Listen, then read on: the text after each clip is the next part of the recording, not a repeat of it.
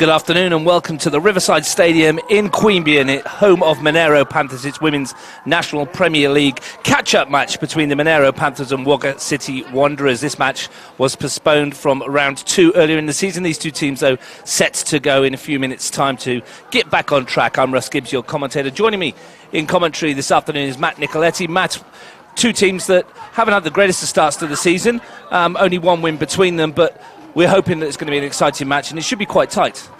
No, it should be, and you never know. It very well might be a high-scoring match because a lot of these games recently have had high-scoring matches, and both have a lot to prove considering the last time they both played, they suffered heavy defeats. So it'll be an interesting matchup.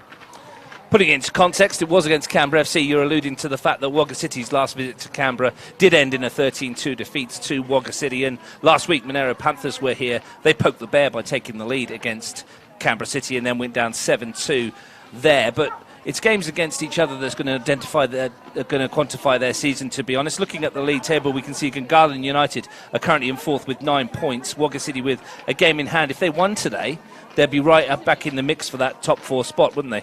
Oh, they certainly would. Only 3 points behind Gungahlin and then level on games.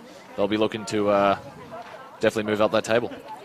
And if they can do, obviously there's a real difference between the top 2 sides and the rest of the league, but the rest of the competition outside the three teams with the academy as well, it's very evenly matched, so that spot is up for grabs.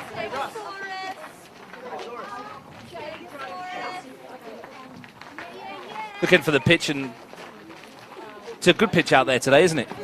It certainly is. For those who came out here last season, everyone will be very, very happy with how the final product ended.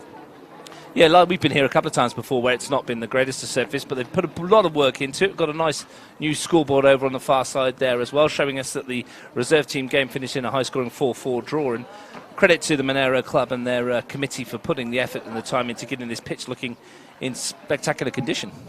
They've been trying for a long time. It's good to see that it was able to pay off.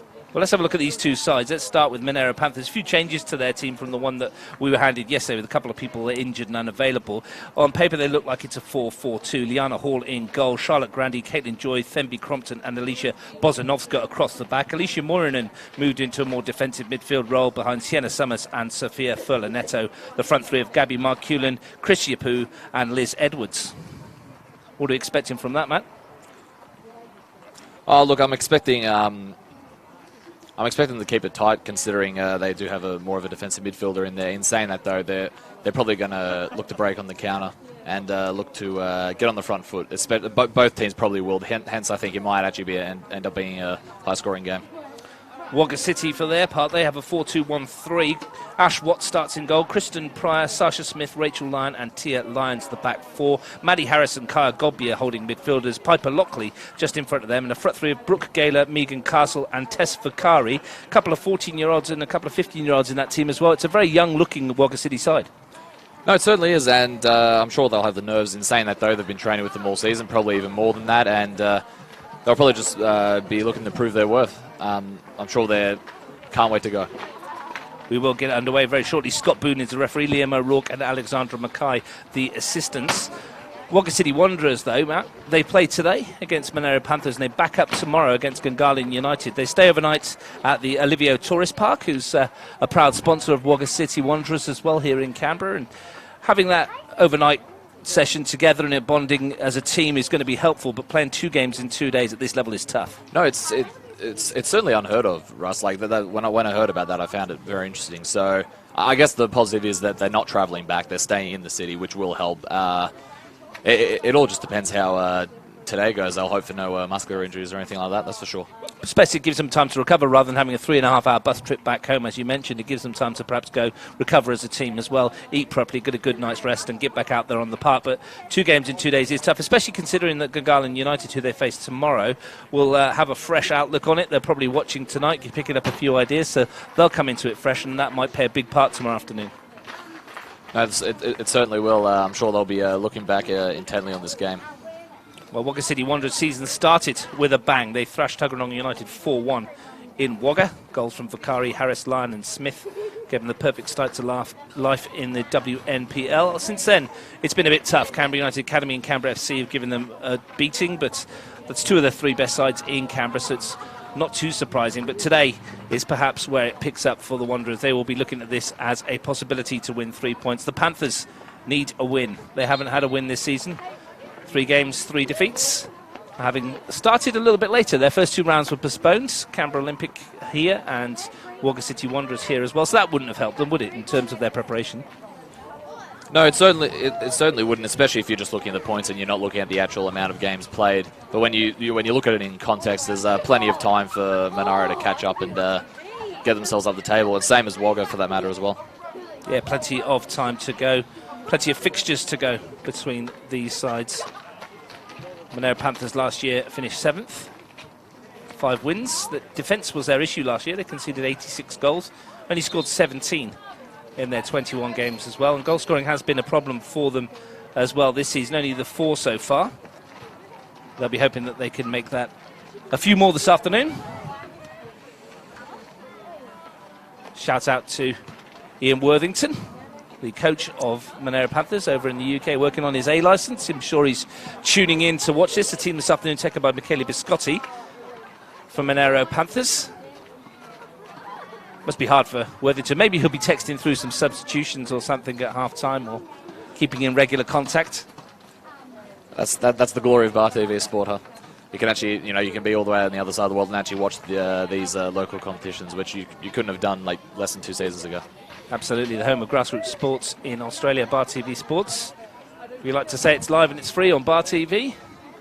You can tune in on your Facebook or YouTube or your tablet or any other device, I guess, that streams things these days. You'd be all over that kind of thing, wouldn't you, Matt? Well, it's part of the job, as you know, Russ.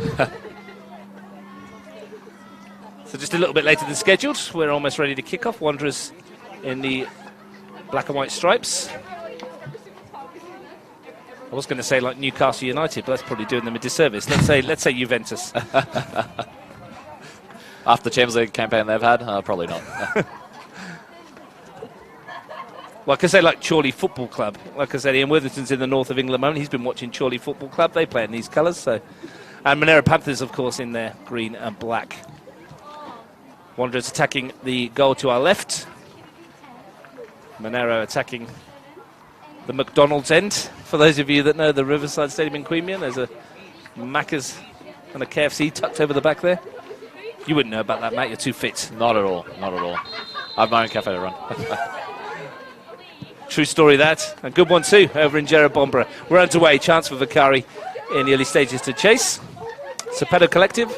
Give it a shout out, Matt. It's a good cafe. Supporters of Manera Panthers as well. Yes, we are a sponsor of Manera Panthers and of all, football, indeed. That's in Jerrabomberra, 337 Jerrabomberra Parkway. Get yourself down there. I was there this morning. It's great. Here's Godbeer, looking to start on the front foot.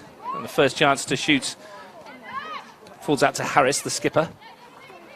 Back to Godbeer again. Tries to squeeze it through, but that's a good foot in from Moiranen, who's playing a little bit deeper than she normally would.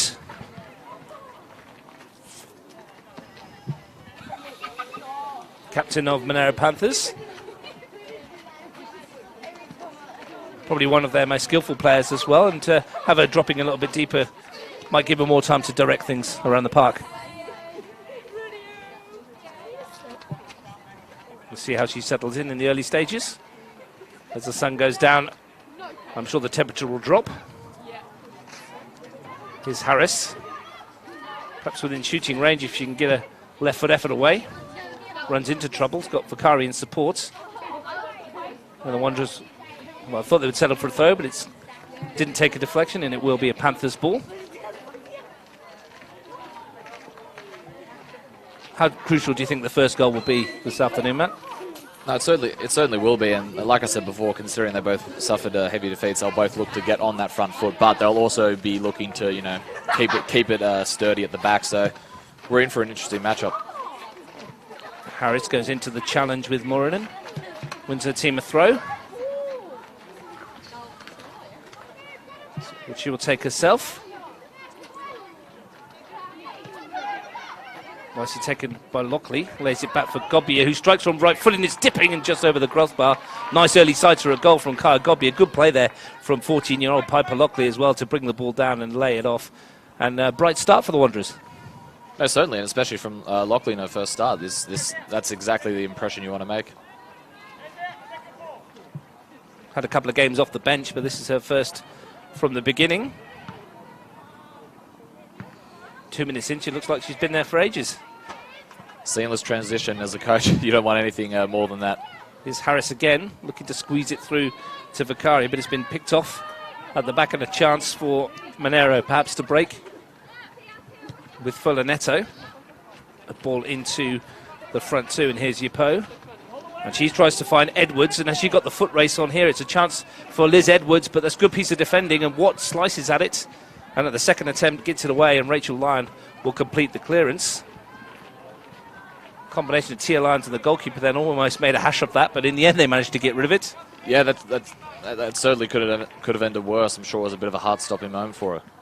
It's not great for Ash Watts in that goal to our right with the sun straight in her eyes. Anything that comes in the air from that angle is going to be difficult for her, isn't it? She's looking straight into it. You can, out of your shot, she's cupping her hands over her eyes. So it can be a tough first 25 minutes or so for her before that sun goes down. That certainly will, like you said, you can see it now. Now she's has to brace herself for another attack. Which was initiated by Gabby Markulin. Leaves the throw for Bozanovska. Looks for Yipo. Goes down, and Scott Bloom says that's a free kick. Chance for the Panthers' first set piece of the afternoon. Opportunity for them to swing this in the danger area.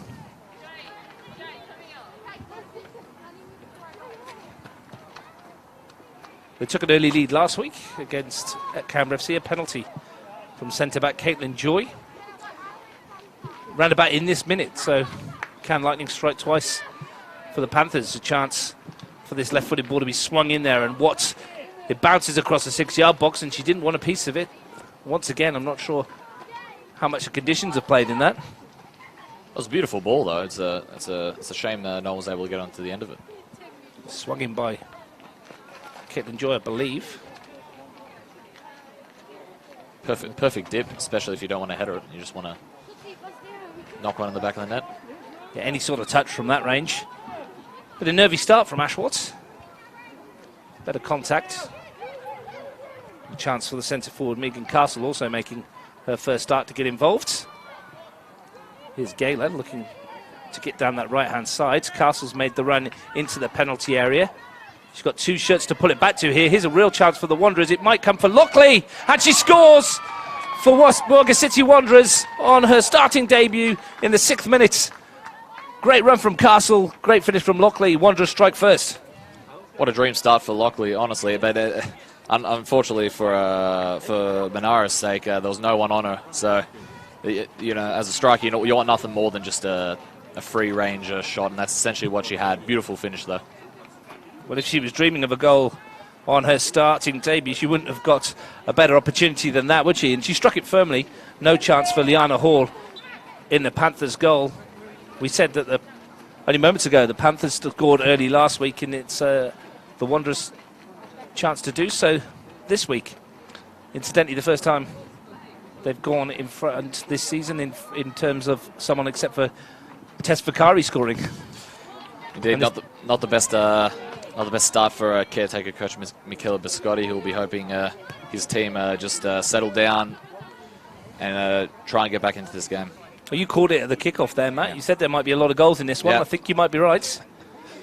We'll have to wait and see about that one, but it's certainly starting that way. Hopefully we've not put the kibosh on it and it's finished at 1-0. I'm sure it hasn't. I'm sure there's too much quality on this field for that to happen. Here's Moranen looking to slide that one through. Decent looking ball as well, but it'll be easily covered by Kristen Pryor. Travels all the way from Tumut to play for Wagga.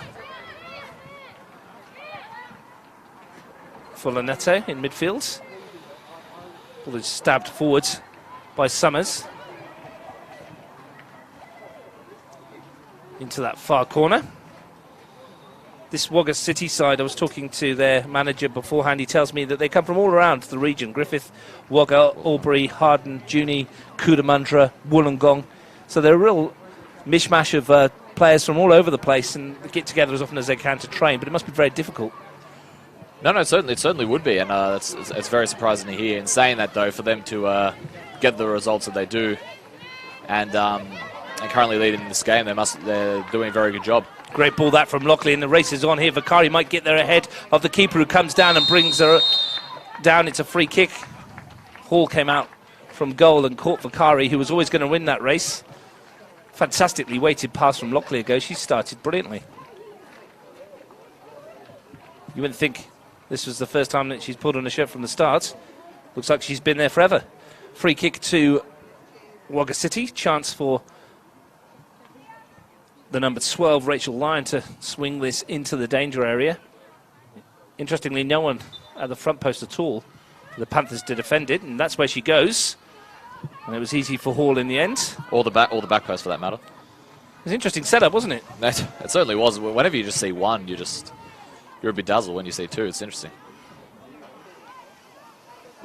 Early stage of this match, inside the first 10 minutes. Other matches today: Canberra United Academy versus Canberra FC from Hawker at 5 o'clock. Belconnen United play Canberra Olympic at McKellar Park as well. They'll be heavily favoured to win that one.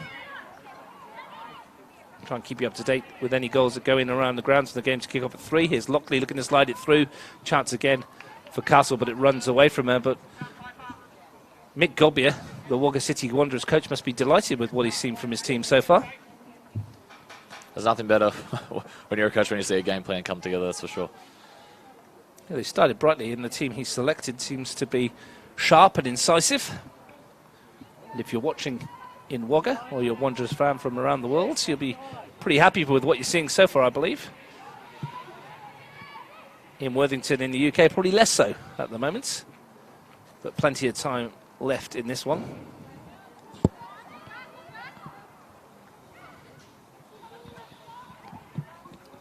Lyon bringing it forwards. Battle in midfield, and in the end it's thumped forward by Themby Crompton.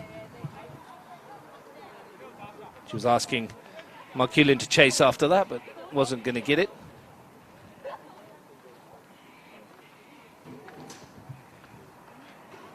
Lots more football tomorrow, of course. As we mentioned, Wagga City Wanderers play Gungahlin United, and Tuggeranong United take on Woden Western in the Women's National Premier League Round 6.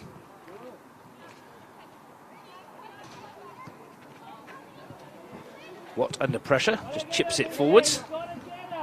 Should be an easy pick-up for Joy, who tries to bring it in to midfield. And here comes Harris. Good ball forward to Castle, who turns, runs into Crompton, who completes the clearance. Men's action today as well. Tigers FC have kicked off against Riverina Rhinos. That starts at 3 o'clock as well. Tomorrow, Gungahlin United versus Belconnen United, Canberra FC versus Woden Western FC, Canberra Olympic versus Manera Panthers. All those games on Bar TV. We'll be live on Wednesday for Women's Federation Cup semi-final action, Belconnen United versus Canberra FC, the featured game there. Summers in midfield, trying to force the ball forward, but Pryor sends it up the other end. It's picked up by Grandy. Morinen prods it forward, but it's too easy for the Wanderers to pick up the loose ball. Here's Lyons. She finds Harris, nicely turned.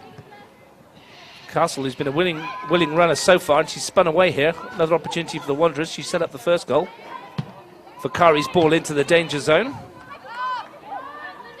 And Lyons smashes it goalwards, and it's had Hall worried for a moment, and the corner's been given. It must have taken a deflection. That was ambitious from Rachel Lyon. It certainly wasn't. Wagga always seemed to be the first to the ball, and obviously that's half the battle won. Got themselves a corner and the chance to drop this into the danger area. Referee Scott Boone was all over that, said there was a slight deflection. Now Monaro have two people marking the post compared to the last corner. Opportunity for them. They swing this one. It's a deep one towards the far post. Decent header at the back there. I think that was Lyons that may have got a head on it. Or it may have been Harris, the skipper. By the way, didn't quite trouble Hall, but She got a good piece of it. Either way, Biscotti wouldn't have been too happy with that defending. There were too many unmarked wanderers in the box just then.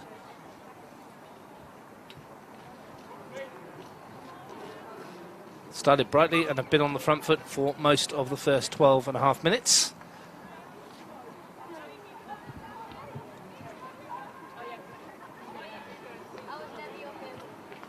Summers stabs that one into the path of Yapo.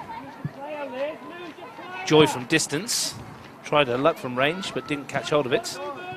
Lyon chips it forward. Here's Bozanovska. Sends it back down for Edwards to chase against Tia Lyons. Harris. That's a Monaro throw. Wanderers don't agree, but Bozanovska will get on with it. Harris.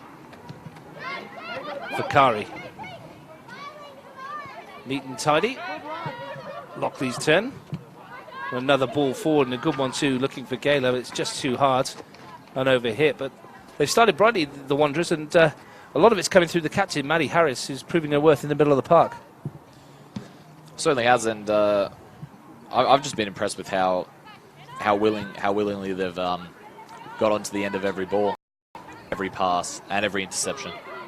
Yapo chases, and that's easy for Watts. They want to back past the crowd, but Scott Boone says no, and she's got a fair piece of that, the keeper. Joy's header. Challenges with Castle. Crompton should clear comfortably. Vakari back to pick up. Lockley. And Sasha Smith. And Lyon sends it up the line, but it's been picked off by Grundy. If you just tuned in, you missed the goal early on, 6 minutes. Piper Lockley on a starting debut. Nice finish from a cutback from Megan Castle. Since then, the Wanderers have threatened to double their lead. At the other end, a couple of nervy moments for Ash Watt, but nothing she's had to save just yet.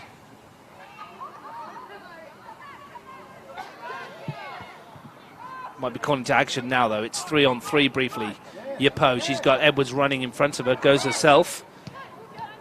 Runs into Tia Lyons, gets a second chance. Smith came in to make the challenge, but away come the Wanderers, to Monaro rather, with Filanetto. Bozanovska. Smith. Striding forward, but runs into a brick wall of Sienna Summers. It's just turning a little bit scrappy, Matt. Needs someone to put their foot on it and maybe execute something. Maybe this is the moment for the Panthers. Just couldn't quite cut the ball back in. A little bit scrappy in the middle of the park there. It certainly isn't. You've seen a few of those situations where someone's either run into Summers or the other way around. I mean, I guess if you're going to win the ball, you know, it's you'll win it any way you can. But it's definitely not what either coach wants to see when you try and dominate the middle of the park. Wanderers missing Dimitri Curran. I understand she might be back for the Gungahlin match tomorrow. Here's Castle. Looking to slide that through. Bozanovska. Vakari closing her down. The fullback gets a second bite of the cherry. Panthers just been pegged in, looking to work it out. And Filanetto with Bozanovska might do so, but here's Harris hustling. And a chance here if she can slide it through for Gala. It's deflected, still might come for the winger. And here's an opportunity, perhaps. That's a cool piece of defending, though, from Caitlin Joy after a keeper missed it to calmly get rid of the ball. Certainly brave defending there. Once again, would have been a heart-stopping moment if you're Michela Biscotti. Both goalkeepers seem to be having issues picking up the ball in terms of the flight of it and the weight of it at the moment, aren't they? There's a couple of times they both missed it when there's been half chances at both ends of the park. Something that neither coach will be too happy with. Sun's dropped though, so Watts will be happy there. Here's Lockley, scorer of the goal. looking to slide it through. Real chance here for a second for the Wanderers, but that's well defended from Furlanetto to get in the way and concede the corner. I was talking about players that are missing. Brandy Nicholson is also injured, so unavailable for Wagga City. Not missing their injured players at the moment, though. They're looking the more likely to add to their tally. And they've got 4 black and white shirts inside the penalty area, waiting for this delivery. Tia Lyons is jogging in for the short one, and she's going to get it here. Chance perhaps to deliver from this angle, or even get a shot away. Lyons, she does get a shot away, but Hall watches it all the way in. And a decent take from the goalkeeper, but nice variation on that corner. No, it certainly was a nice variation. Saying that she probably could have ran a bit. She probably could have ran a little bit more. Interesting that she chose to shoot from that far out. Yeah, made her mind up early. Got the shot away. Hit the target. Can't really ask for much more. Joy finds Furlanetto. Can't keep it in. And Lyons will take the throw.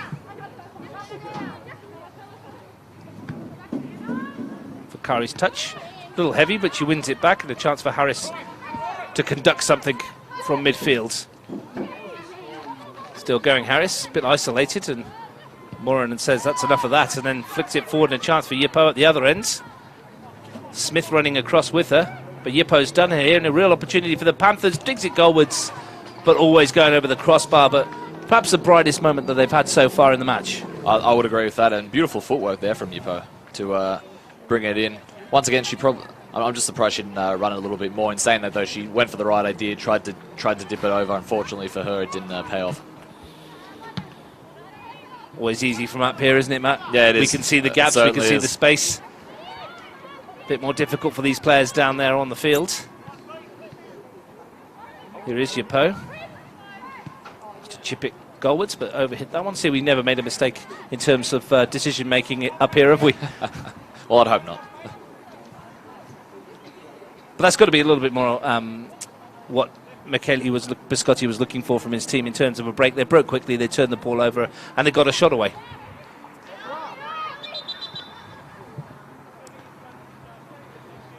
More of that probably is what they require. 20 minutes gone, live on Bar TV Sports, Women's National Premier League catch-up.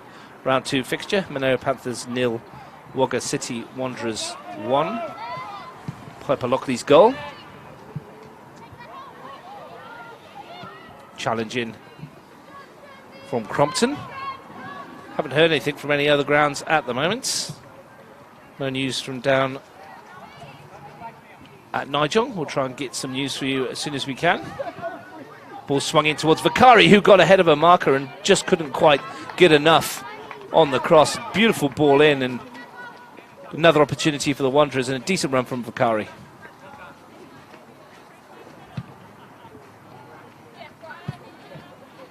I think she'll be a little bit disappointed she didn't test the goalkeeper from there. I'm sure she will, especially since she lost her marker quite easily. She probably just anticipated her time a little bit early. Here's Yippo. Nice feed again. Skips past her marker and a chance to take it into the penalty area, the forward, and she's got runners inside of them. One of them's Edwards, but defensively the Wanderers are back quickly to deny any opportunity. Summers coming into the game a little bit more now. Bozanovska. Castle challenges, and it needed to be a good challenge from Joy, and off she goes. Then runs into trouble in the shape of Harris. Looks to send Castle on her way, but that run's been well marshalled. And they'll get rid of that. And another positive play from Monaro. They're definitely smart in utilising the speed of Yippo and the skills. She's definitely the brightest performer so far for Monaro. I'm sure they'll be looking to get some more chances down that end. Quarter of an hour left at McKellar Park. Belconnen United leading Canberra Olympic by 8-0, as you would expect there. Smith defends well, so no real surprise there that Panthers are up, that Belconnen are up by 8-0. Hour gone at Tigers. Tigers 3, Riverina Rhinos 1. So Kuma Tigers look like they're keeping their 100% record intact in the MPL, and the same can be said for Belconnen United, who, ahead of this evening's game at Hawker, will go top of the table on goal difference.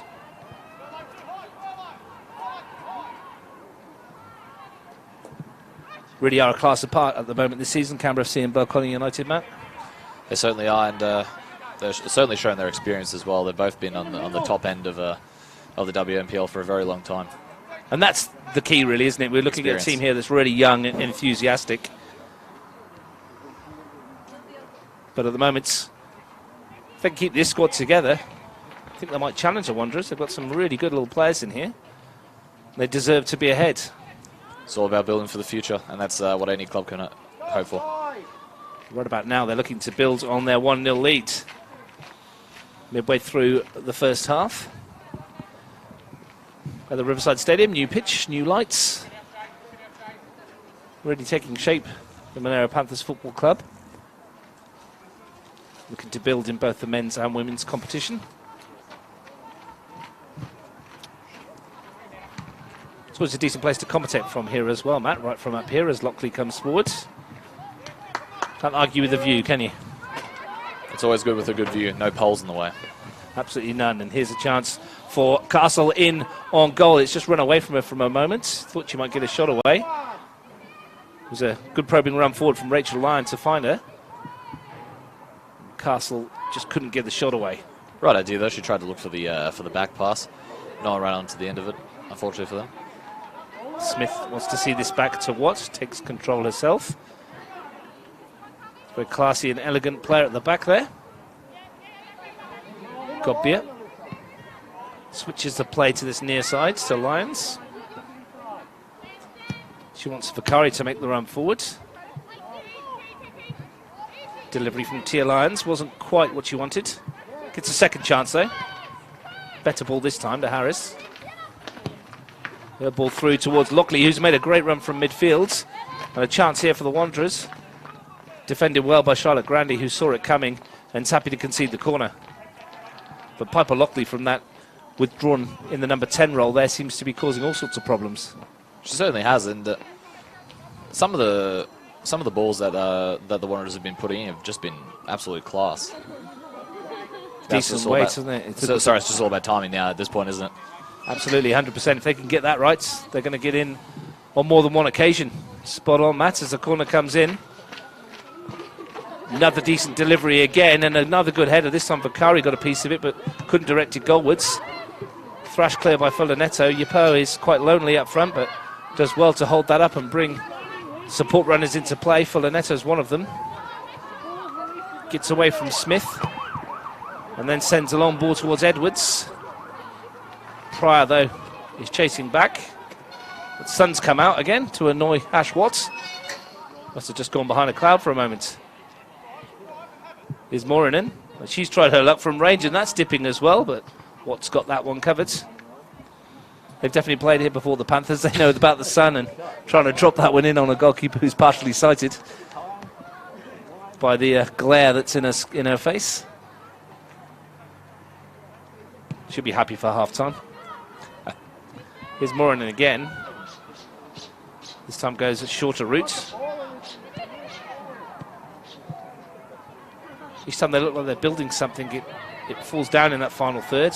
Morinen once more, tries her luck once more, and this time it drifts wide of the post. Getting a little closer though.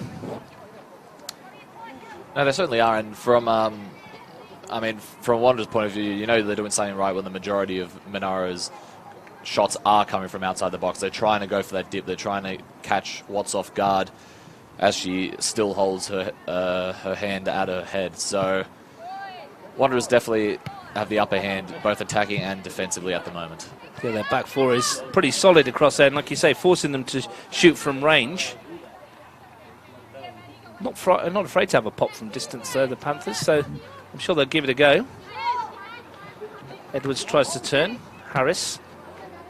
Nicely done in the middle of the park, battling away with Edwards. Fulanetto. Well done from Harris. She didn't give up there. Back foot. Ran around a few players like the sticks you run through in training. The old agility poles. Haven't done that for many years, Matt. Maybe we should get back onto it. More than happy to be standing here talking about it these days, my friends. Harris goes square to Lockley. Lines one up from range. Piper Lockley fires one goalwards, but Liana Hall always had it under control. Like I said earlier, it's a lot easier for us up here rather than running around. Especially when it gets a little bit deeper into winter, that's for sure. Absolutely. Can't wear a coat and gloves on the field. Foot in from Themby Crompton. The second time as well. His fellow Neto. To spread it wide, but no one in the green and black had anticipated that ball. So it'll be the Wanderers who can start again. With their left fullback, Tia Lyons. Smith called for it, but it was easy for Furlanetta to intercept. Off she goes. It's a bit lucky with the ricochet, but tries to force it through.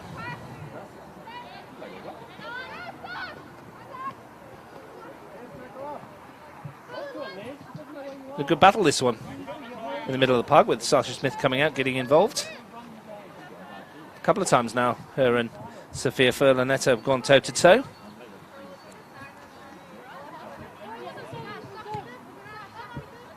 Vakari wants to throw, but it's Bozanovska who's won it. Went in and out. Or did it? We're just having a conversation here. Panthers get another go. Ball didn't go into play. Vakari intercepts. And then sends it forward, but that's overhit that time. Liana Hall in her bright pink socks. A few people calling for a handball there on Vakari's chest effort just then. Would have been a harsh call. Yeah. That's only because of the movement, because she moved forward, so from the side, especially where they're from, they don't see the front. They're looking at it going, yeah, that's a handball just because of the way she moved into it. That's a deception, I guess. Not to mention the fact that the people calling for it were a couple of Manera Panthers men's Premier League players. Might be a little bit biased. Maybe a little. Good to see them out there supporting the women's team. Here's Crompton's ball forwards. Picked up by Gayler. Off she goes, looks for Castle. Keeps her feet well and gets a shot away, and again, just lacks that little bit of pace to trouble Hall.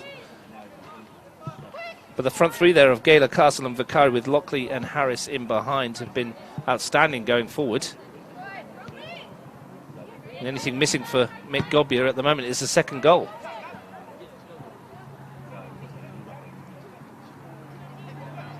Chase out wide for Mark Hewlin. Back for Watt. Goes with a risky little chip over the head of Edwards. They turn over possession, the Wanderers in a dangerous area. Moirinen. Mark Hewlin will chase again. Pryor back with her. Done a fair bit of running those two up and down the flanks at the moment. Pryor defends well. That's a lovely turn from Gayler. Ran into a little bit of trouble though, and in the end it's going to be a goal kick. But what's been impressive about these Wagga City players, Matt, has been their ability on the ball technically with their feet, very quick, very sharp, good turns, and look like they're going to cause some teams some troubles. No, they certainly will, and they have all those abilities like you just said. I guess what they'll probably be trying to work on more in training is just a little bit more strength of those shots. But considering the majority of them are so young, that's only going to come with time and age and practice. Upo. Here's Joy coming forwards, looking to go on her own. Still going, Caitlin Joy. Some run from centre back and a decent ball into the penalty area and a tricky one to defend, and that's a good shot in and the equalising goal. The Panthers have scored pretty much out of nothing. Caitlin Joy was the player who created it, and it's been tucked in. And is that Liz Edwards, I think, maybe, who's equalised? Beautiful finish from Liz Edwards. It was a curler, right, foot length, absolutely beautiful. And the assist as well. It's very interesting what she did there, because she was clearly looking for that pass down the wing, except she couldn't see it, so she's like, all right, I'll go for it myself. And it ended up paying off. It's always great to have a play with that sort of initiative. Once it came off the left boot of Edwards, it always looked like it was going to end up in the corner, didn't it? There was no chance for Watt. And the Panthers, despite being on the back foot for most of it, are back level.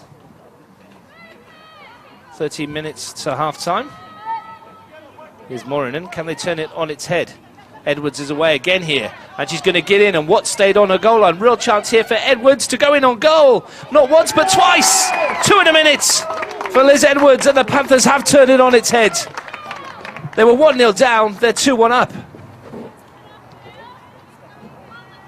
It was very interesting there, because the last Wanderers defender was expecting the ball to sort of fall to her, except unfortunately when you assume like that, you can be punished. Football was a crazy old game, isn't it? The Wanderers were looking so comfortable at 1-0, looking like they were likely to be the side to score next, and within the space of probably about 35-40 seconds, they now find themselves 2-1 down and looking for a way back into it.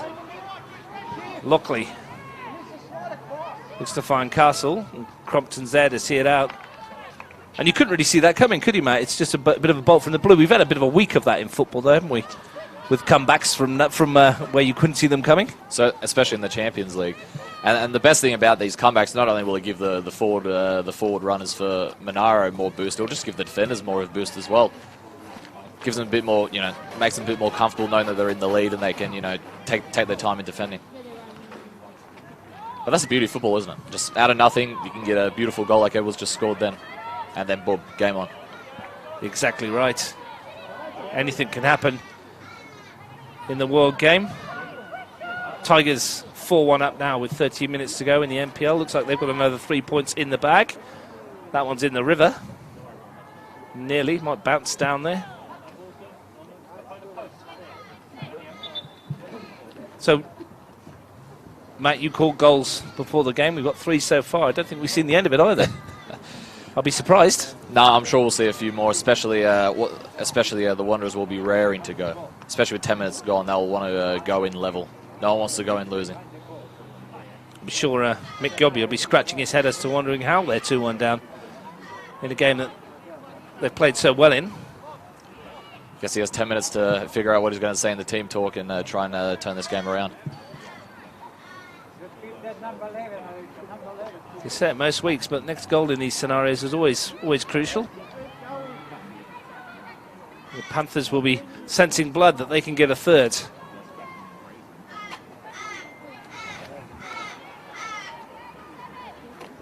Here's Jipo.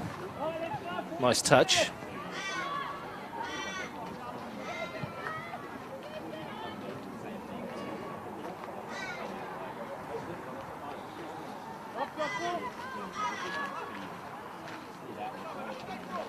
Wanderers looking to find something before the break. Need to find a way back into the contest if they can.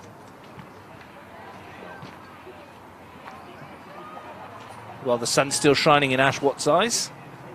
Just barely, unfortunately for her. Touch forward. Marquina was chasing after it. She's left it go, and it's going to be a throw to the Panthers. They've grown in confidence since that quick 2-goal burst. It's given them the lead. Marculin and Yapo exchanging passes. Yapo's ball in. Chance for Edwards again. Sensing a hat-trick. And Lions will get there and just push it away. And Panthers are causing problems now for this Wagga City backline.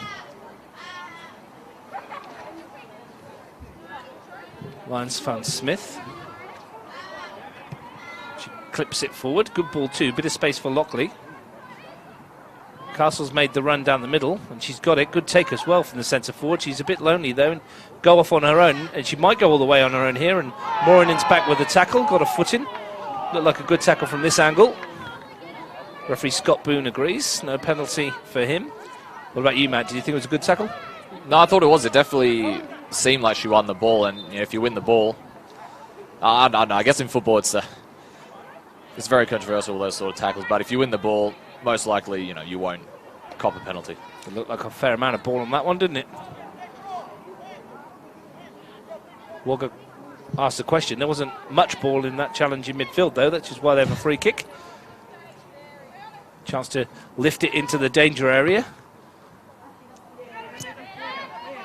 Edwards just to run it up the line. Gets herself a free kick unless the ball had already gone out of play. And unfortunately, Edwards landed rather heavily on her head there, didn't she? That would have been the sore one, Matt. It certainly seems that way. She's screaming in agony. I don't know whether she landed heavily on her neck or whether she hit something as she went down, but it's not what we like to see. Hopefully she's okay. Would have been a bit of a nasty fall. She's in a bit of a bad way there, isn't she? Not a good one for Liz Edwards, and she's got to be very careful with these, especially with these head and neck injuries, just to make sure they do the right thing. Yep, physio should be coming on any moment now. Even though she's off the pitch, I'm not sure either club actually have a physio here, unfortunately, in terms of an actual physio. Well, the Manera official just called for one, so I'm sure someone will be checking her out soon. Well, let's hope so. Let's hope they don't rush this and they can take as much time as they can, because it was a nasty fall. I didn't see whether or not she actually collided with a fence, but she definitely landed rather heavily on her head. So hopefully for all her friends and family that are watching that she's okay. If you have tuned in, it is the 2 goals from Edwards that have Panthers in front, 2 in 30 seconds of each other or so after Piper Lockley's goal had given Wagga City the lead. And Matt, it's these things are always difficult when you have the momentum breakers like this as well. So both sides getting together to have a chat. It's been a reasonable game of football, though, hasn't it? It's been two sides that have given it a go. They've been happy to attack it at pace and on the counter as well. And neither side really probably deserves to be behind at this stage. No, they both play with a renewed confidence, especially Monaro at the end. And they'll both be looking to either one further their lead or get back in the game. I can still smell a few goals in this one. Options for Michele Biscotti on the bench, Shea Gerben and Riley Whiteley. I think of only the 2 of the substitutes they named on the match card. Doesn't look like Liz Edwards is going to be able to continue here. No, she's still down, unfortunately. Yeah, she's got a bump, I think, on the top of the head. She's sat up now, which is good to see. Hopefully she's just winded. Scott Boone is going to let the game continue as she's off the field, and thankfully she's hopefully not as badly hurt as it first appeared, so we can carry on with the football while she gets some treatments. Tia Lyons with the throw. Smith finds Lockley. Gaylor. She tries her luck from range, and once again, Hall's forced into making a routine save. Once again, the build-up was good, but the finish lacked the requisite power. And that's been the story of their half, really, isn't it? It has. I'm sure that's something they're going to be working on in training in the next few weeks. I think just to get it work it a little bit closer to goal before they unleash that final shot. Well, yeah, that would be the second backup if they don't get their power right away. It's nice to see Edwards up. She's got her arm across her shoulder out of your picture, so maybe she landed awkwardly on that left shoulder as well. Hopefully it's not popped out. Disappointing end to the match for her, though, isn't it? Does seem like it might be a dislocation. And from where we are, she's definitely holding onto that left shoulder. Disappointing end to the match for Liz Edwards, whose 2 goals. She looked lively as well, didn't she, with her strikes? She proved to be the final. She proved to be the final person for Monaro to get those goals. Let's see if Monaro can. It's the same sort of magic without her. Finished them both very well indeed.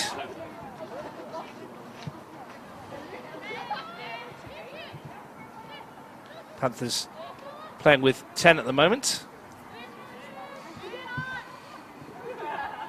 Not made the change, doesn't look like, does it? Here's Lockley looking to slide it through for Vakari. Chance perhaps here for the Wanderers. Vakari gets a shot away, and Hall is there, well positioned once more to clutch the ball comfortably, but again, looking lively going forward, the Wanderers.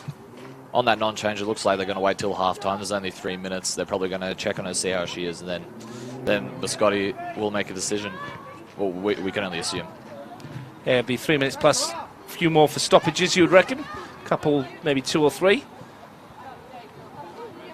It's an interesting one because it doesn't look like she'd be coming back if she has dislocated the shoulder. Would seem unlikely. Smith gets in. Let's hope it's just a tweak more than anything. But trusting his team out there to do the job up to the break. Here's Morinen. Runs into the combination of Castle and Godbeer. And Godbeer does well to find Smith. Looks to send it forward. Good challenge from Fuller Neto, and she's away from Smith here as well.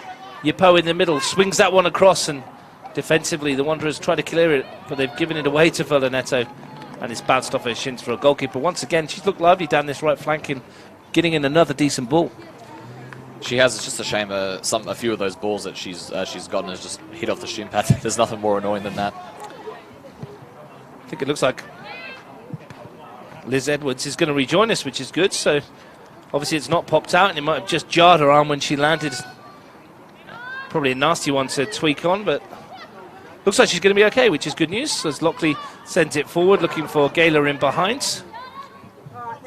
Monaro officials just suggesting that she does some shoulder exercises just before she goes on, just to make sure she's okay. Yeah, maybe the shock of it was just a jar. You think it looked possibly worse than what it was. That's what it sounded like. The official just said then, a jar. I'm sure it'll be a stinger for her. I'm sure her 2 goals, though, will be some sort of comfort. That's right, she has to join them on the other side. It's quite ridiculous, really, isn't it? They're making a jog around the entire length of the field to come back on the halfway line. It's more than a jog at this point. Yeah. Gets her K's up if she's wearing the old tracker, the old GPS tracker. Maybe a chance for her to have a chat with the coaches as well while she's on that side. Coming up to stoppage time at the end of the half, there will be a couple of minutes for that injury. Both sides will take the time to regroup at the interval.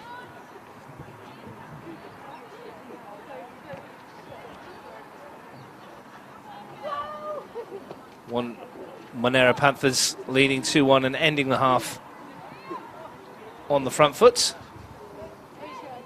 Looking to add to their tally. Should be a free kick.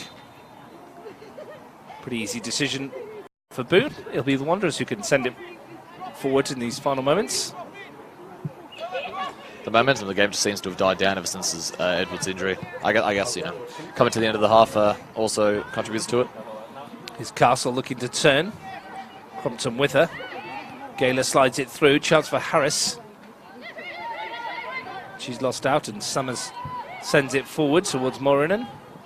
Good feet from her as well, and a lovely ball towards the top. There is room in behind the defence here, and Yipo might get in, and still here. A chance for Yipo.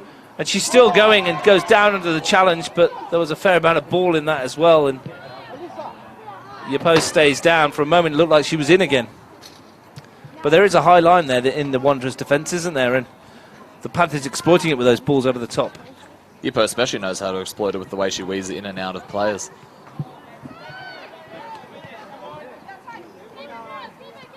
A willing runner, the centre forward. Fuller Neto battling with Lyons. Nice turn. Finds Vakari. Chance for Summers to send it forward. It's a throw for the Wanderers instead. Almost 2 minutes of stoppage time gone at the end of the first half here at the Riverside as the temperature starts to plummet. Sun's definitely gone down for the players on the field at the moment. Here's Godbeer. Slides it through to Lockley. tries to turn, and Scott Boone brings the half to an end, and a half in which the Wanderers had the ascendancy for perhaps the first half an hour, but those 2 goals within quick time from Liz Edwards turned the game on its head, Matt. It has. It's something we both didn't really see coming, to be completely honest. In saying that, though, once Monaro did get the upper foot, they had that renewed confidence, and I guess Monaro just have to keep that going if they want to stay in the lead. It's been a good first half. I hope you've enjoyed it. Myself and Matt will be back for the second half shortly. It was a goal from Piper Lockley on his starting debut, which gave the Wanderers the early lead in the 6 minutes. But 2 goals within 40 seconds or so of each other from Liz Edwards has put Manera Panthers on the front foot for the second half. At half-time, here at the Riverside Stadium in the Women's National Premier League catch-up match, it's Manera Panthers 2, Wagga City Wanderers 1.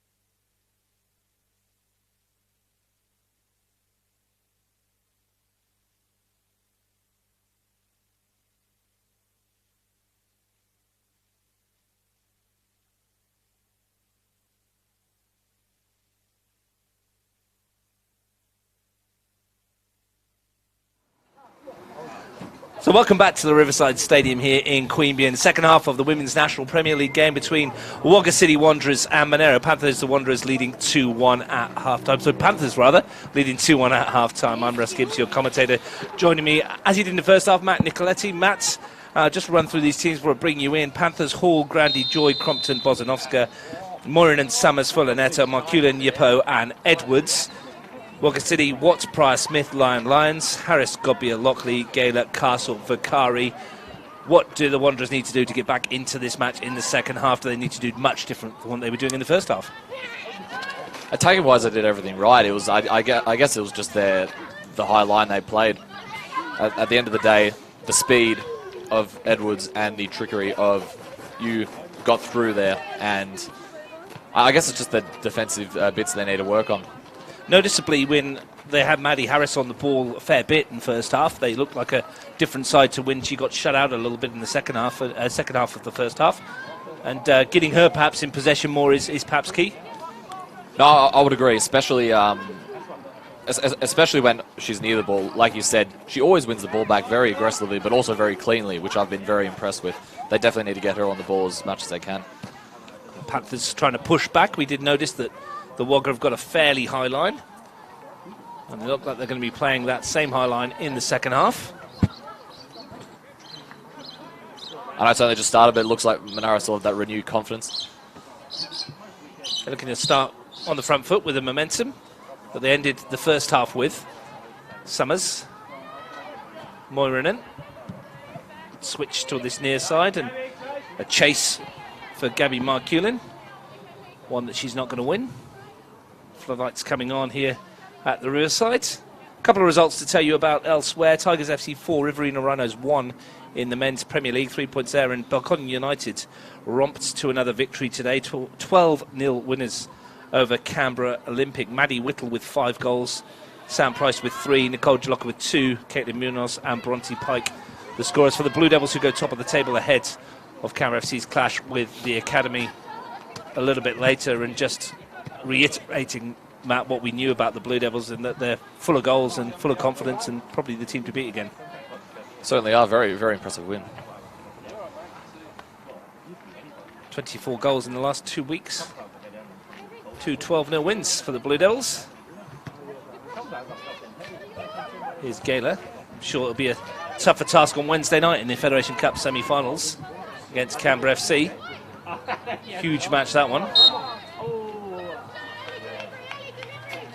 One that Canberra FC will be eyeing off as well. Looking to set down a marker for them as well, to say that they are the team to beat this season. Everyone looking to prove a point as the season nears its midway point. Free kick to the Panthers. I'm sure they'll send this one up towards one of the 4 players in their front line. Yipo is challenging. Almost won the header, but it came off of Lyon. Falls for Morinen. She tries her luck from range, and that's an easier one for Ash Watts, who thankfully for her doesn't have the sun to contend with anymore. Lifts it forward towards Lockley. One in the back by Joy. Here's Summers. Lockley snapping at her heels. Still has possession. Harris. Up over halfway, and a decent ball too, and a chance for Vakari to run down the left-hand channel. An opportunity perhaps to get her shot away, and Hall, as she has done for most of the afternoons, looked fairly solid behind those. She's looked comfortable, which is exactly what you want to see from your keeper. Neto wins it, challenge with Gobbia, who comes away with the football. It should be simple enough for Charlotte Grandy to see how to play. In fact, the decision goes the Wanderers' way. Pryor will get us going again. Tries to find Gobbia, a bit of an air swing from Kyle Gobbia, and then Morin left-footed sends it forward, asks Yipo to chase. Watts come early. Does well defensively to just shift it into the path of Tia Lions. That's what you want from your goalkeeper, though, a nice early decision made and getting rid of the ball. Quick decisions and good decisions. That's exactly what they want. Fuller Neto seems, for Manara, seems to have changed sides in that at the start of this half. Maybe a bit of a tactical switch from Biscotti. A chance to run at this left flank. In the meantime, Yapo dancing around. Looked for Morinham, but Lockley was back there to take it off her toes, and she looks for the run of Castle, who's been well marshalled there by Themby Crompton. Castle gets away with the ball, though, and then tried to squeeze it through to Bakari. It does get there eventually. Bozanovska making the mistake, but then rectifying that with a nice firm challenge. Edwards looks fully recovered from that nasty knock in the first half. Very glad to see that. She tries to put Yapo away, and Yapo's got the pace to get in behind the Wanderers here. A chance to deliver into the penalty area, and it needs to be defended. And it was. Smith completes the clearance. Bright start from the second half from both teams. Back and forth. I'd say maybe a few more goals. We'll see. But they both look a lot more solid defensively, to be fair, at the start of this second half. Subs on the bench for Wagga City today: Jenny Woodbury, Kim Morgan, Manessa Humphreys, Christina Grauer-Compos, and Sammy Ems, the 14-year-old goalkeeper. She's the backup. Harris sends it forward. Give a second chance to do so. A couple of those names might be familiar to those of you who watch WMPL in Canberra. Humphreys and Grauer-Compos played for Canberra FC last year. Travelled here to play. Now they get to play for the Wanderers. Here's Morinen's ball forward. Defensively, Pryor needs to be solid there. Brings Watt into it. Now here's Lockley, who opened the scoring in the 6th minute. Harris. Happy to take her time. Brings Rachel Lyon into play. Smith, who runs straight into Morinen. She tried to look from a couple of distances, and here's Yapo in the middle, and a chance for Yapo. She squeezes it past the keeper, and it's back off the pace of the post. What was a spectator as it rolled past her, and she got absolutely clobbered afterwards, Yapo. And she's going to get some treatment to her head knock, and she was caught after the ball went through, but Watt was just stranded there, wasn't she? And it was trickling towards goal, and fortunately for those of a Wanderers' persuasion, it's come back off the base of the post. It was extremely unlucky from Yapo, especially considering she didn't really have the balance when she went for that shot. So for that to hit the post, she did very well there. And it's good to see that she's standing now. It's almost in slow motion, wasn't it? As it tried to trickle past the keeper. It certainly felt that way from up here, like that first goal from Edwards. Here's Lockley looking to slide it through. Good footing from Joy. She runs into trouble in the shape of Lockley. Lyon. Chips it towards Vakari. Brings it down nicely and then uses Tia Lyons on the overlap, and she's got Castle on the near post. Brooke Gaylor making the run on the far post. Chips it in towards the middle towards Castle, but Hall was there for Monaro. Nice grab from the keeper again. Better signs though from the Wanderers.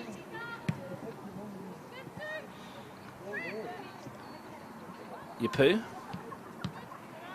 Almost squeezed it through. Lockley, there's that little touch that she's done a number of times today, and the flag goes up against Vakari for offsides. She loves that little touch and swivel in the middle of the park, doesn't she? And it takes her away very quickly from a marker. Low centre of gravity helps. It definitely works. And if that wasn't offside and the ball was a little bit, it didn't have as much power on it, Vakari was off and away. So if she keeps doing that, I'm sure there'll at least be another really good opportunity here for the Wanderers. So anything that's really missing from them at the moment is that weighted final ball, isn't it? Just either a bit too hard for them to chase. Yeah, and whether it's a pass or a shot for that matter. So something to work on the training ground. Yeah, once they get that right, if they can get that right in the next 35 minutes or so, I'm sure they'll come good. Here's Lyons just chipping it forward, rather sliced it off the side of her foot. Lockley's there again. Lyons.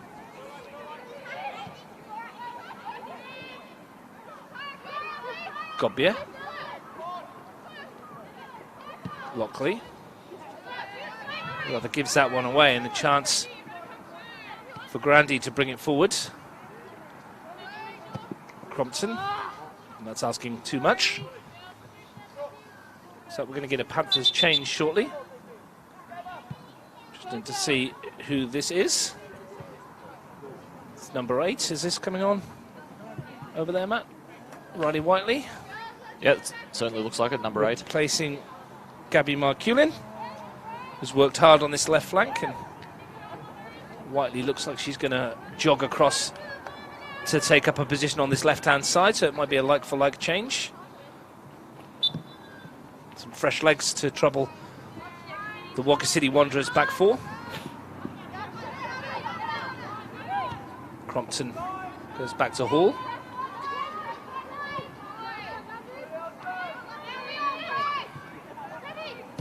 Crompton's ball forwards. Fulanetto sends it back towards Yipo and Edwards, who both are in there, and Yipo's the one that got closest. Lyons does well to come away with it. Harris beaten to it by Bozanovska. In turn, she runs into a defender, and here's Lockley, and here's that scrappiness that we saw in the first half in midfield. Moranen looking to add a little bit of quality to it and does well with the nutmeg, but Godbeer closes down her options. Joy takes over. Created the goal with one of these runs in the first half, and off she goes again and looks to swing a good ball in towards Whiteley on the far post. And defensively it needed to be turned around by Pryor, who got a very good foot in, otherwise Whiteley was making it 3. Dangerous times there for Wagga. It's interesting to see the Monaro spreading themselves quite well at the start of the second half. That's something they weren't able to do in the first half. That's why they struggled to sort of get that final ball, and the Wanderers always intercepted them well. It looks like they're creating a lot more chances because of it. Caitlin Joy causing issues when she brings it out from the back as well. Moranen's over the set piece. Chance for her to swing it into the danger zone. Put the pressure on Watts and her defence. Good ball towards a near post. Came off the head of Whiteley, inadvertently straight back to Moranen. A lower delivery this time. Third time's the charm for Alicia Moranen. Goes back to Grandy. 2 different types of deliveries, neither of them really bothering the Wagga City defence. So Grandy will take the throw.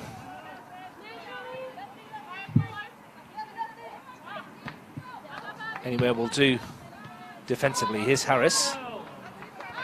Castle had a quick glance to look around her and then brings Vakari into play. Summers is back challenging. Vakari's got away and tries to send it forward towards Gala. Nicely defended by the Panthers. Vakari from the ground finds Lockley. Harris. Bit of build up here and a chance perhaps for Brooke Gala on this left-hand side to get a shot away. She does, fires it low and hard, and it flashes just wide of goal. Nicely built up from Wagga City. Gets a warm round of appreciation from their supporters here. And perhaps just a slight warning to the Panthers that the Wanderers are still there. It seemed like they were sleeping a little bit on their feet there defensively. Just a bit flat-footed, and Gala beat them to it. You've been watching football long enough, Russ, you know that there's just that one moment, that one little moment where you're just flat-footed can change a game. We saw it in the first half, didn't we? We certainly did. With the 2 goals within a minute. That changes the course of this match.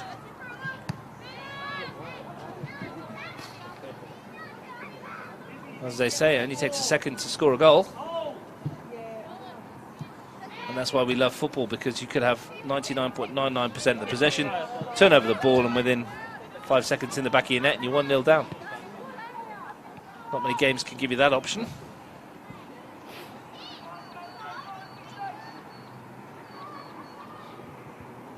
Nicely done from Joy. Doesn't mind bringing it forward. The defender, Summers, helps it on its way.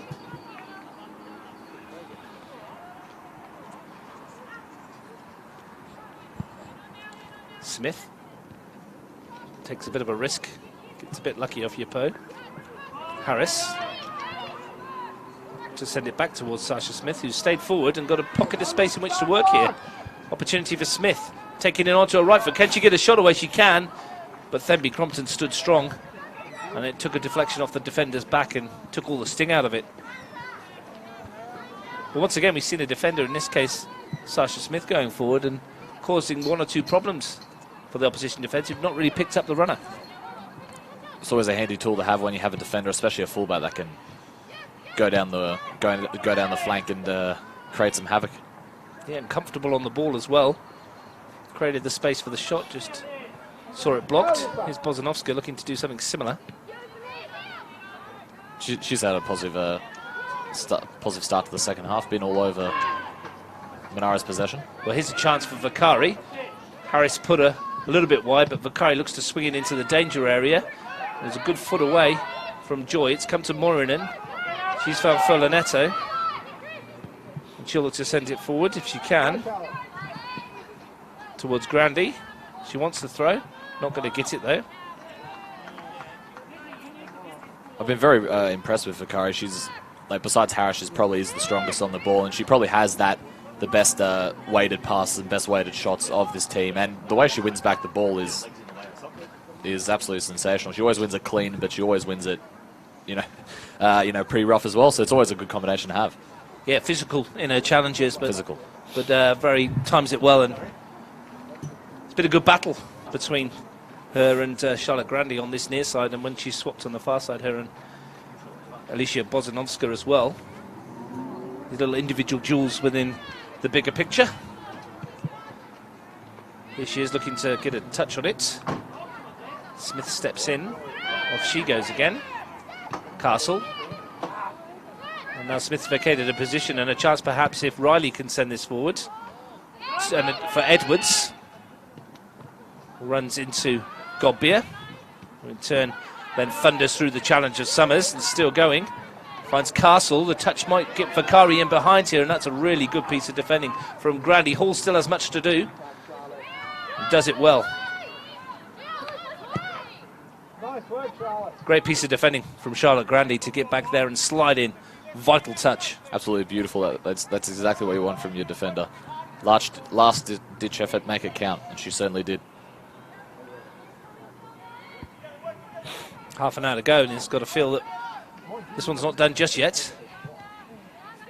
Yapu slides into the challenge with Smith, who's been penalised here, and maybe it was for a little shirt pull before it got to that stage because that tackle looked okay.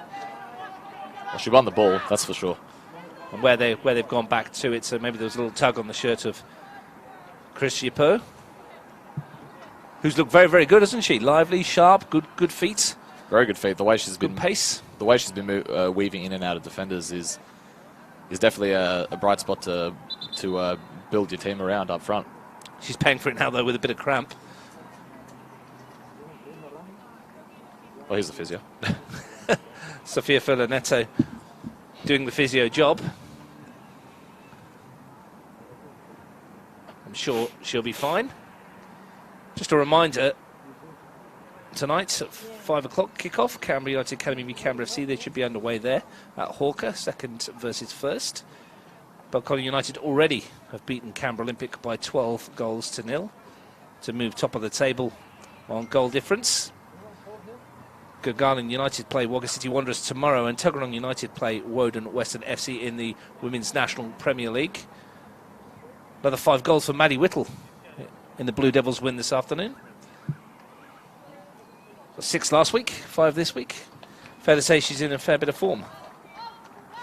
I'm pretty sure it's fair to say that that's the epitome of form.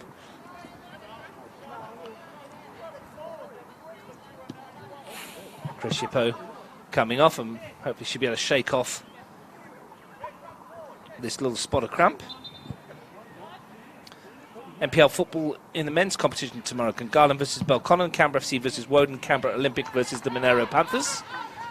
That free kick rather wasted, and here's Vakari looking to get away. Castle brings Harris into play. Chip over the top. And Vakari, who switch wings, goes down on the edge of the box, and this will be an opportunity for Wagga City and a chance perhaps for a shot at goal.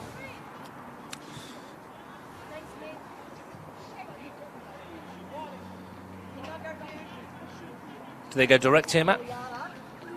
Just trying to see the way they're setting it up. Possibly, yep. There's an opportunity. Well, she doesn't have too many options, actually, in the box, so she might just go direct. Hall lining up the wall. And Lyon, I think it is behind the ball, and it's always going to dip over the crossbar. Not quite enough to test Hall. You can see as soon as he left her foot, the trajectory was all wrong. Worth an effort, though. Certainly is from that range. She has got 1 goal this season. Rachel Lyon scored the 3rd of 4 against Tuggeranong United in their opening day victory at Gissing Oval there in Wagga. Riley Whiteley to squeeze it through, and that's a good foot as well from Lyon. It needed to be, and she's going to wear that injury for that. A little bit of a tweak. Now here's Vakari chasing. Hall gets there first. Good touch from Summers. Edwards. Yapu. Summers. Oh, caught late there from Harris. Don't think the referee saw that. Advantage being played. There's none there. Whiteley runs straight into the challenge, and across comes Grundy with a fairly firm challenge as well. Fair to say Kristen Pryor wasn't too impressed by that challenge. Well, it didn't look like she actually won too much of the ball on that one, so I can understand. I think there Scott Boone was caught blindsided a bit by that challenge from Harris. A little bit behind him. To be fair, we could see it. I don't think he could see it that way. That's exactly it. I think he was facing the other way, unfortunately, for the Panthers. Great touch that from Castle. Brings it under a spell, now looks to find Vakari. Bozanovska got the foot in. Joy finds Crompton. And Whiteley can't keep that in. So halfway through the second half, it's still 2-1. Panthers leading. A couple of goals from Edwards. And if it stays this way, this will be their first win of the season. Then they'll be tied on points with their opponents today, Wagga. 3 apiece. Rachel Lyon is making way.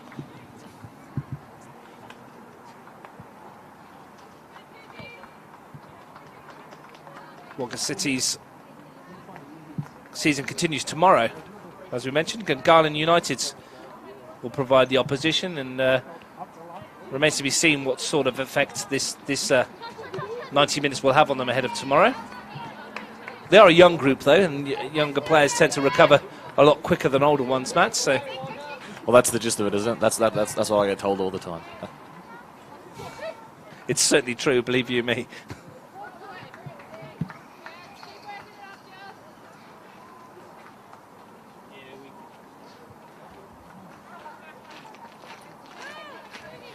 Grundy gets us underway again. Yipo turning. Harris is there.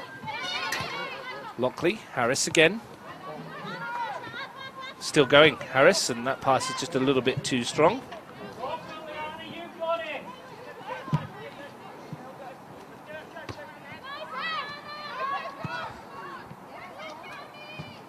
Castle.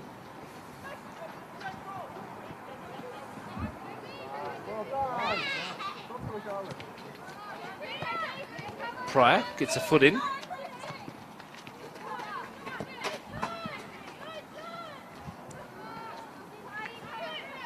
Ball on the edge of the Wagga box, of the Monaro box.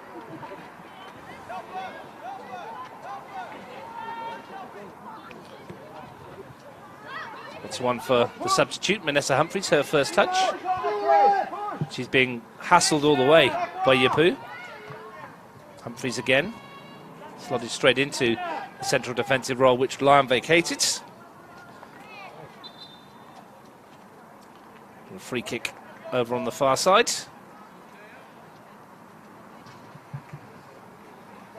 With 20 minutes to go, Matt, can you see a way back for Wanderers?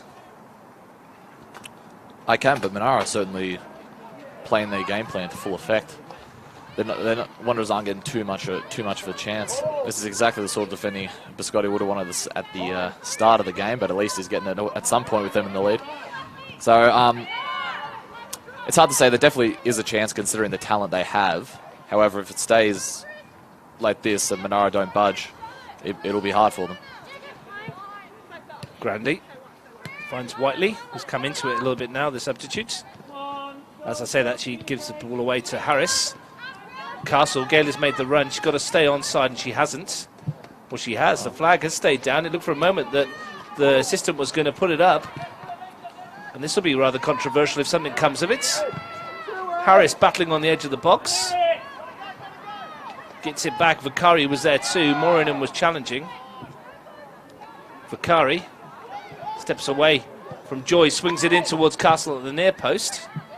And Morinen should clear, but it definitely looked like she'd gone too early there for a moment, Matt. And we'll come back to that in just 1 second as Yapo's got away here and a chance for the Panthers to seal it. Chris Yapo into the penalty area, and the ball just stuck under her feet. She couldn't get the shot away to trouble Ash Watt, but that was a chance for the Panthers. But just going back to this decision down here, it looked like it was going to get flagged, didn't it? And then it got let go. It did, and that could have been a very good opportunity for the Wanderers. Unfortunately for her, though, the reason why she took her time is because there was no one in the box for her to actually cross it into. So it was definitely one of those borderline decisions. And at the other end, a chance for Yippo to get away. You think maybe she could take another touch? She very well could have, and I know she had someone on the left, but she probably didn't see that, to be fair. It's always a tough one, especially when you have 3 Wanderers defenders who were very quick to get to her. Probably going to get some more chances like that as the game continues, you would imagine, as it gets a bit stretched and Wagga City go looking for this equaliser. Hall flicks it into the night sky. Grandy's touch. Pryor. Gaylor back to Pryor again. Happy to go back to Watt to start again. Lyons wants it wide. Gets it. And then sends one of those balls forward again, which is asking an awful lot of Vakari, who's done exceptionally well to get in there and win the ball back. Morinen for the Panthers. She's asked the same question.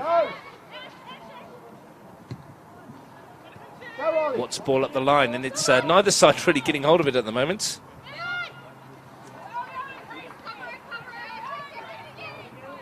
So Pryor tries to calm everything down. Lockley goes through the gears. Finds Vakari in support. Castle makes the run forwards, and Joy needs to time the tackle well, and does. Always a dangerous one when you go to ground, but she timed it perfectly. That's another positive thing you can say about the Monaro defence in the second half. Their timing's been absolutely impeccable. Like with that, the earlier challenge just before the box, they've been very impressive defensively. Well, they're going to need to be again off this corner. So Sasha Smith is going to take it. Not the tallest team in the league, Wagga City, but they have shown in the first half that they have got some aerial ability. Vakari hovering around the penalty spot is an obvious target. And it's gone in that direction. Almost fell for her as well, but Crompton was there. The Panthers managed to get rid of it and also come out on top with a throw. 17 minutes to go.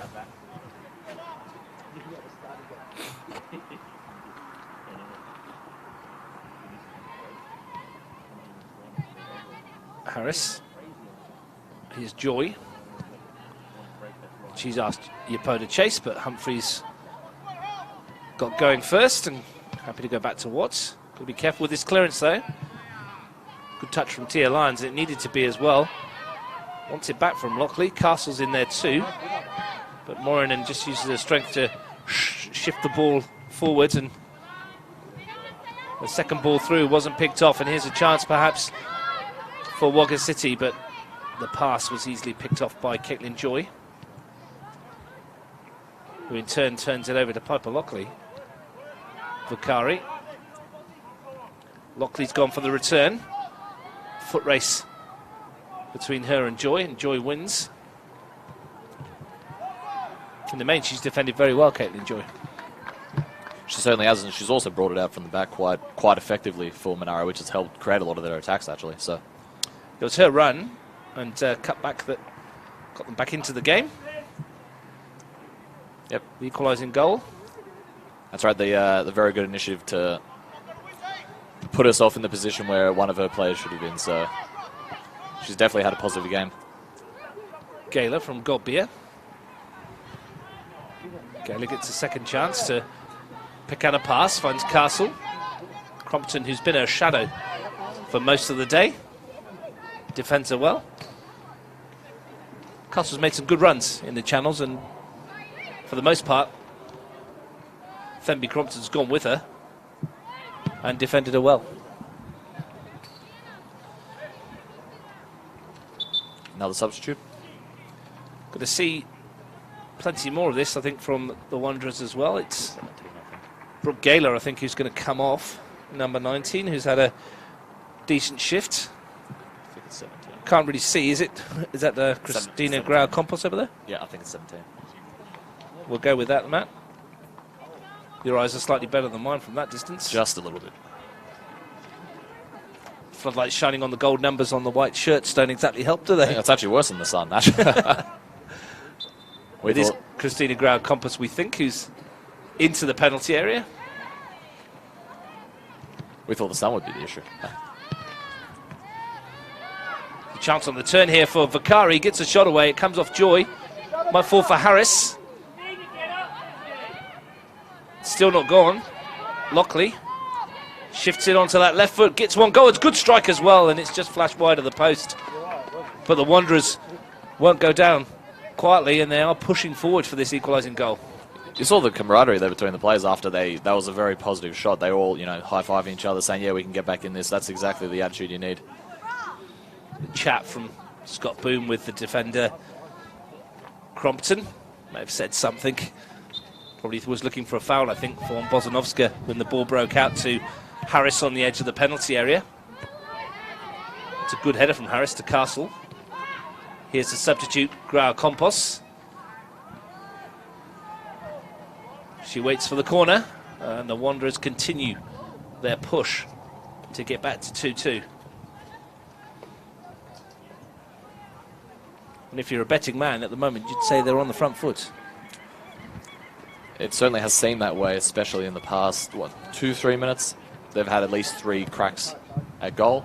Good corner comes in as well. Real chance on the far post. It's ricocheting around, and Hall somehow has clutched it. She missed the initial cross. It bounced off a couple of players. I'm not sure who the shot came in from. It may have been Tia Lyons. But Hall thankfully pulls it in for the Panthers. Well, from what we're seeing, it looked like she was going to score from the corner, actually. It looked like it was going to drop in, didn't it? Heart in mouth time for Michele Biscotti and for Ian Worthington watching over in the UK. The head coach on his A licence.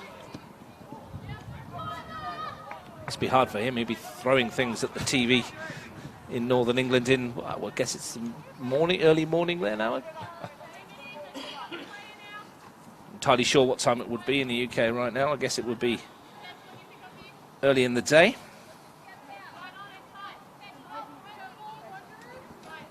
No, you're right there, 8:30. 8:30 in the morning, yeah, a bit of breakfast. Bacon and egg roll whilst watching live football. Can't be bad, can it? Speaking of bacon and egg rolls, Daniel, our cameraman, had one at half-time from the Panthers canteen. Seems like he enjoyed it. Moranen swings it over. It's a good corner too. Into the penalty. Everybody missed it. Didn't have much time to enjoy it. Seemed like a very short half-time period, didn't it? Yeah, he doesn't look too happy about that. Swung back in towards Yapo, and the flag goes up. Watt will get it comfortably anyway. Should be able to play on. Hefty kick forward as well in the night sky, and Crompton wins the header.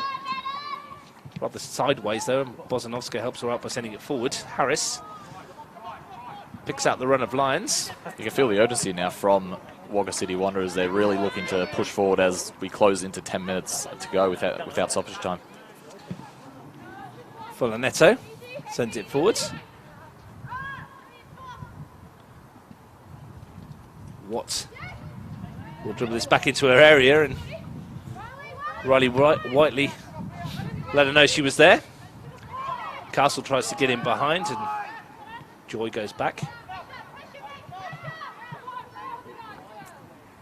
into the final 10 minutes. Nice turn from Granty. She wants Whiteley to make a run for her, and Whiteley was trying to stay onside, I think. Pryor. Back to goal in a part of the field she doesn't really want to be in. Good battle between Whiteley and Pryor. Pryor wins a free kick. Should do well to keep the ball there. That's all the basics you learn in training. And there's a 10-minute sin bin here for Riley Whiteley. With 10 minutes to go, that could be costly. That's going to leave her team down to 10.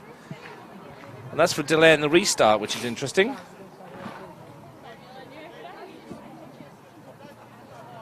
I wasn't certain that was in the laws. I thought the delay in the sin bin was only for dissent, but maybe it's dissent by action rather than words on that occasion. Very possibly could be the case. I'm sure the referees out there will tell us. Here's Piper Lockley stepping away from Murinen, looking for the run outside of Vakari, but again she's overhit the pass.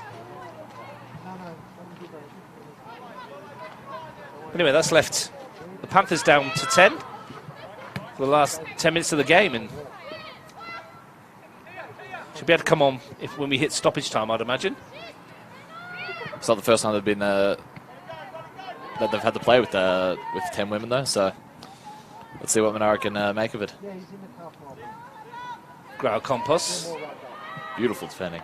It's one of those things though, Matt, that if you're the coach, you're pulling your hair out, aren't you? Because it's a completely unnecessary 10-minute sin bin, really, and she's in the corner and the ball was there. It was a free kick given away and just didn't really need to do it. It just seemed like one out of frustration, and in turn leading to the frustration of the coach, I'd assume. We're going to have to defend this corner. The Wanderers have thrown everybody up in and around the penalty area except for Humphreys, who's back marking Yapo, who's on the edge of the centre circle just out of your shots. Decent ball in again, and Hall needs to come and get it. She hasn't, and it's hit the post and has it crossed the line. Somehow it's not gone in. Somehow it stayed out, and I'm not quite sure how. Another incredible corner that looked like it was going in. Was it Vakari who swung it over? It certainly looked like it. Beautiful corner once again. Very dangerous from the right-hand corner for them. Well, once it hit the post, it seemed almost certain to drop in the goal, didn't it? I'm not quite sure how it didn't roll along the line and go in, and need goal line technology installed in here. They've got floodlights and a new pitch. Is that something Bar TV Sports will need to upgrade on? Maybe we'll have a look at it next year. Vakari couldn't quite believe that she hadn't scored. Here she goes on a run, looking to put it in. Real chance here for Castle, and she couldn't get it under control. Just a little bit too early for Castle. She'll be pretty disappointed with that. It seemed like the opportunity there. Yeah, couldn't get a foot on it, could she? But they're pushing. 8 minutes plus stoppage time to go. Pryor happy to let it go out for a throw, and will get this forward as urgently as she can. It's over the head of Grau Compos and sent forward by Granty. Murinen. Yapo. Gobbia steps away from one challenge and then prods it out towards Lyons. Runners ahead of her. Lockley's one of them. She's well defended by Joy, who just needs to get rid of this. A chance for the Wanderers as they continue to search for this equaliser, which on the balance they possibly deserve. Gobbia comes to this near side to Pryor. Takes her off the ball just for a second, but manages to retrieve the situation, and a chance to load it into the penalty area. No one in a black and white shirt, though. Falls for Vakari. Nice twist and turn. Swings it in again and couldn't get her foot around it. And it's a goal kick, but the Wanderers keep going, don't they? There's like I said before, there's certainly an urgency about them in this game. That with less than nearing 5 minutes to go without stoppage time, that's the sort of push you want to see from your team. With 2-1 up. Monaro taking their time. Can't blame them. That's it. You got to take every opportunity you can get. They've not got the hurry up from the officials yet, have they? Surprisingly. Hall, after all of that, has just kicked it straight to touch and given the ball straight back to Wagga City. Pryor's throw. Castle couldn't get it under control. They do have Kim Morgan and Jenny Woodbury left on the bench if they feel the need to make a third change. Panthers have Shea Gervin.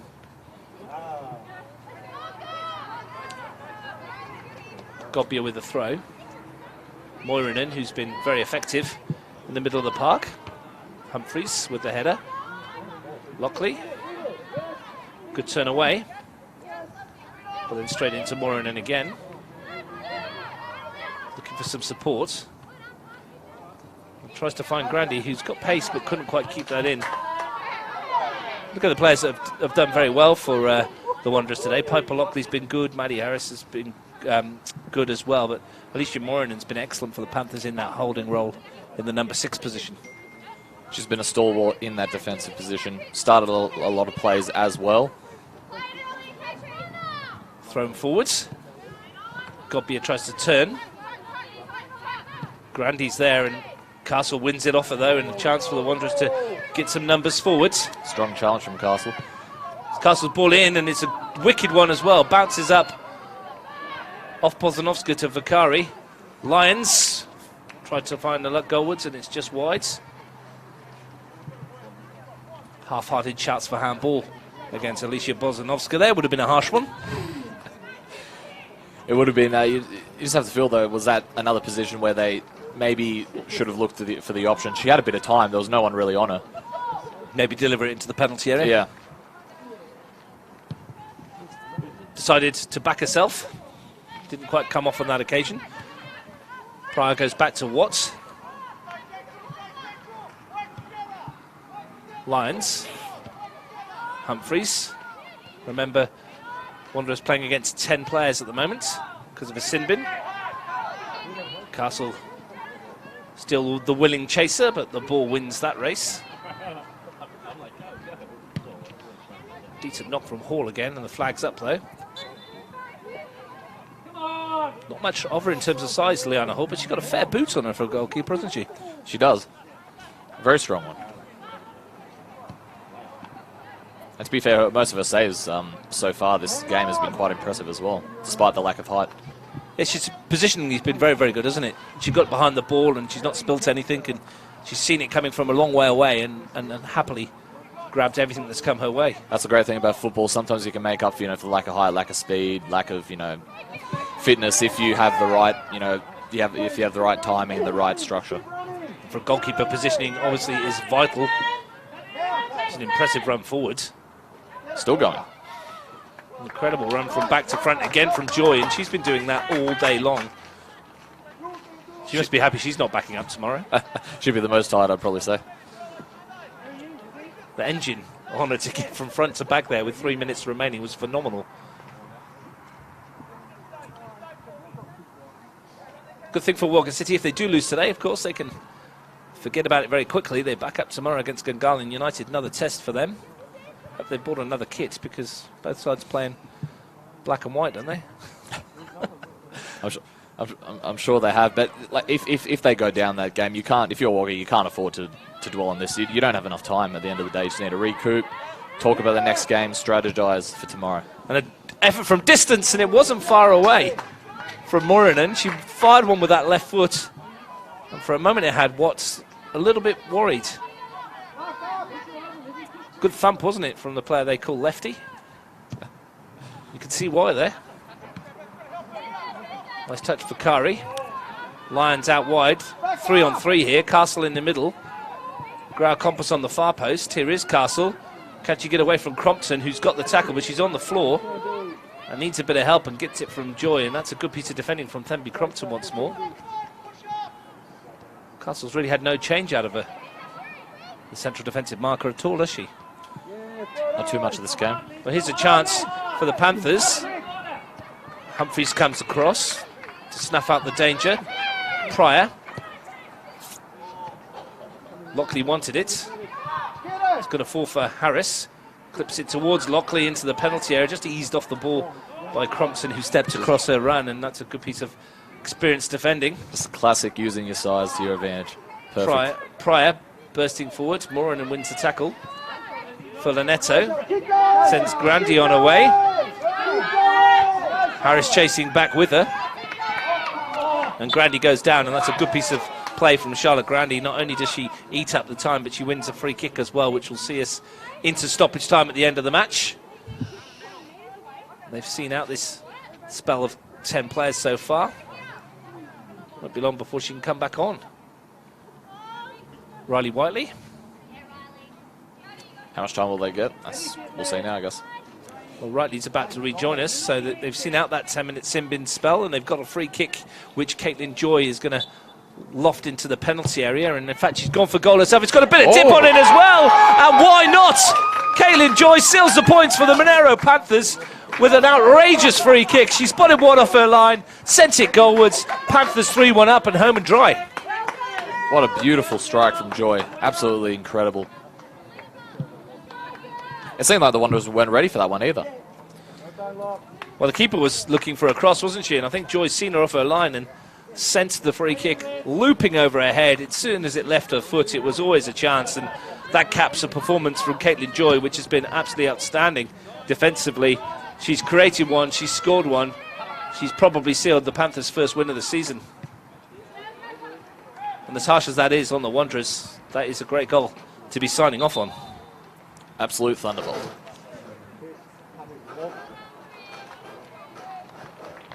To see Yapo is going to get a chance to come off, and Gervin will replace her. And Chris Yapo, it's been excellent, as you leading the line of pace, and as you've alluded to on many occasions, the quick feet. Definitely a bright spark as Monaro continue to bounce back up the table. As with any striker, though, she'd be filthy she's not scored. Exactly, you don't feel like you've done your job if you haven't scored, or at least assisted. But the team are winning, and that's the important thing for the Panthers. Just smashed clear and out of play. First touch that was from Gervin, and it's where it needs to be.